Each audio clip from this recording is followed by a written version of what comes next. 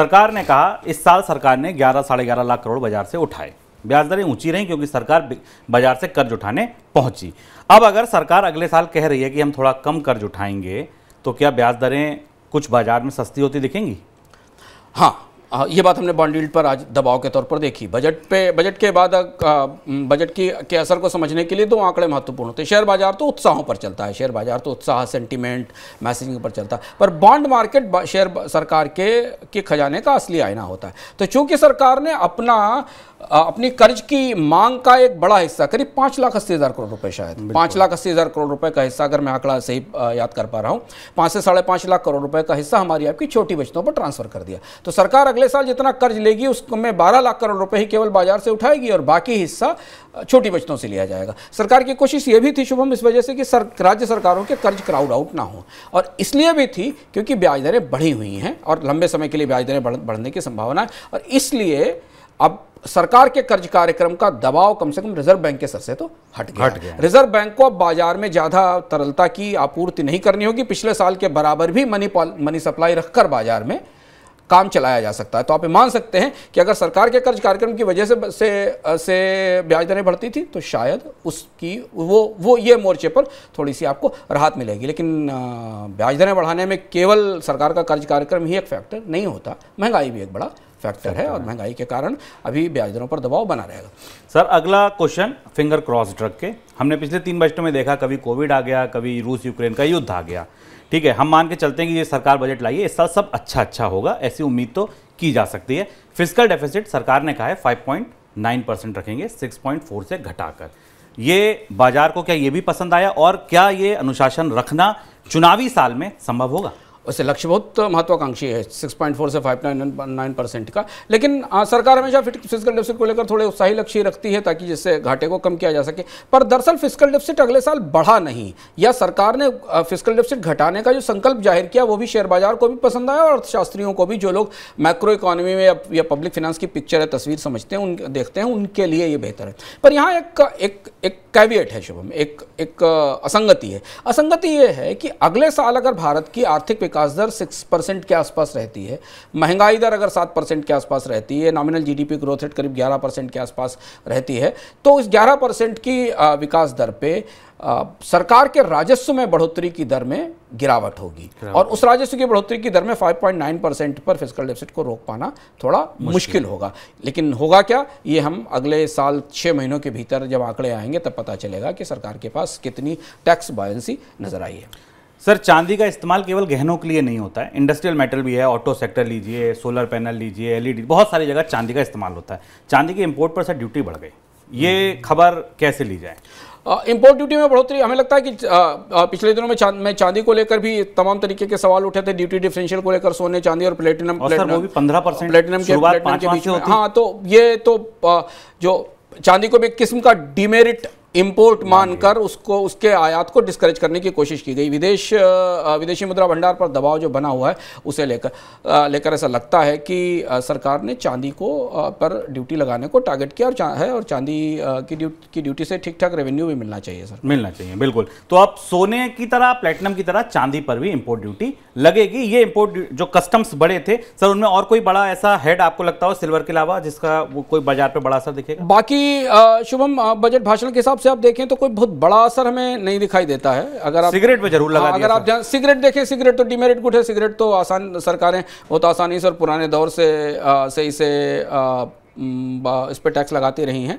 जो बाकी बदलाव कस्टम ड्यूटीज़ के क्षेत्र में है वो अलग अलग सिलेक्टिव प्रोडक्ट्स पर हैं जो हर उसमें वित्त मंत्री करता है, और इसलिए अगर आप देखिए कि कोई बड़ा एडिशनल रेवेन्यू मोबिलाइजेशन भी इस बजट में नहीं दिखाई देता, बल्कि 35,000 करोड़ का रेवेन्यू लॉस इनकम टैक्स में रियायतों के कारण दिखाई देता है। सर, 1-2 सवाल ले सकता हूँ? हाँ, सवाल लेते हैं, बिल्कुल। सर, मधुसूदन द्विवेदी जी का एक सवाल है, वो ये कह रहे हैं कि सरकार नेचुरल फार्मिंग और इन सब पे भी आगे बढ़ रही है, क्या ये भी फर्टिलाइजर सब्सिडी को घटाने की एक कोशिश है? एक स्कीम आई है इस बजट में जिसका नाम शायद सम्मान है या एक इसकी स्कीम वित्त मंत्री ने घोषित की थी। मैं शुभम जब तक उसको देख रहे हैं कि उस स्कीम का नाम क्या है शायद उस स्कीम का नाम सम्मान जैसा कुछ नाम ने सुना था। वो स्कीम प्रधानमंत्री वो स्कीम फर्टिलाइजर के बैलेंस्ड यूज को प्रेरित करने के लिए है। और शायद सरकार आने वाले समय में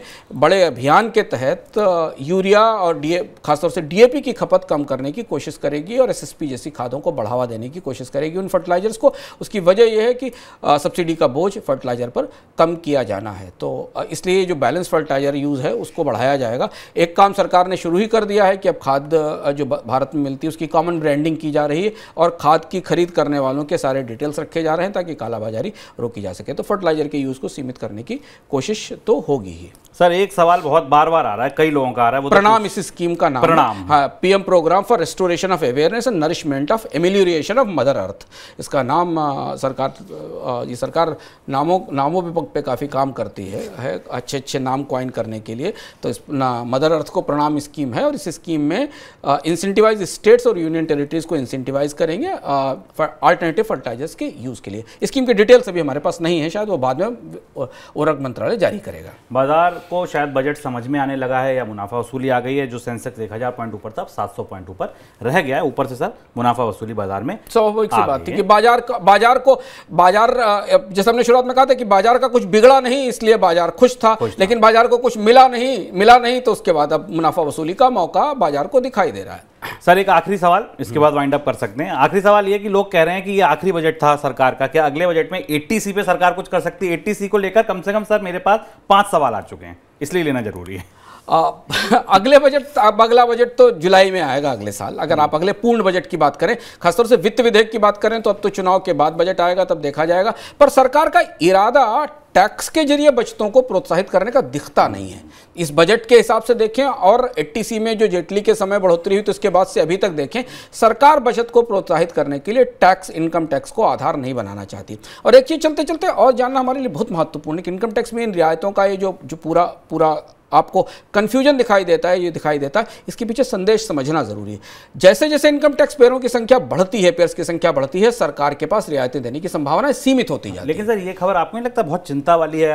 हमने अभी इकोनॉमिकम किया था, बचना है तो बचाने दीजिए। सरकार अगर बचतों को ही डिस्करेज करेगी, और हम दशकों के निचले स्तर पर चल रहे हैं, बड़ी आबादी बचत करती है, अगर सरकार उसको डिस्करेज करने लगी तो हम अपनी ही मुसीबत बढ़ा रहे हैं। हाँ, और ये आपको इसका असर दिखाई पड़ेगा जो हम लोगों ने विस्तार से चर्चा की थी कि भारत में बचत का ढांचा प्रोत्साहन पर ही चलता है। और भारत में क्या, पूरी दुनिया में बचत का ढांचा प्रोत्साहन पर चलता है। हमने अपने इकोनॉमिकम में विस्तार से चर्चा की थी और बताया था कि सरकारें ही बचत कराने का काम सरकारों ने 17वीं 18वीं शताब्दी में ब्रिटेन में शुरू किया था और वहां से भारत में बचतों की परंपरा आई, नेशनल सेविंग्स ऑर्गेनाइजेशन बनाया गया।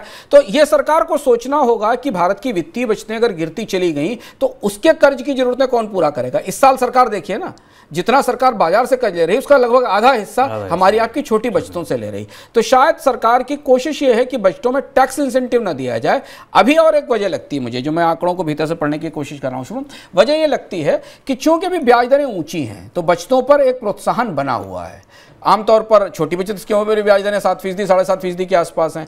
बैंक बचतों पर भी ब्याज दरें 7.5% के आसपास हैं। तो इस समय सरकार शायद टैक्स से कोई सीधी राहत देने के मूड में नहीं दिखती। पर अगर इनकम टैक्स की नई रिजीम पर सरकार का फोकस देखा जाए तो सरकार ये चाहती है कि कमाइए और सीधे टैक्स चुकाइए, बचत और सुरक्षा की व्यवस्था आप अपने अलग से करिए। ये आपके ऊपर है कि आप कितना बचाते हैं और अपनी सुरक्षा पर, अपनी वित्तीय सुरक्षा पर, अपने भविष्य की सुरक्षा पर, अपने पेंशन पर कितना खर्च करना चाहते हैं। दिक्कत नहीं है, हम बचा लेंगे, आप बस टैक्स में रियायत तो दीजिए, हम तो उसको बचाने के लिए, करने के लिए तैयार ही हैं।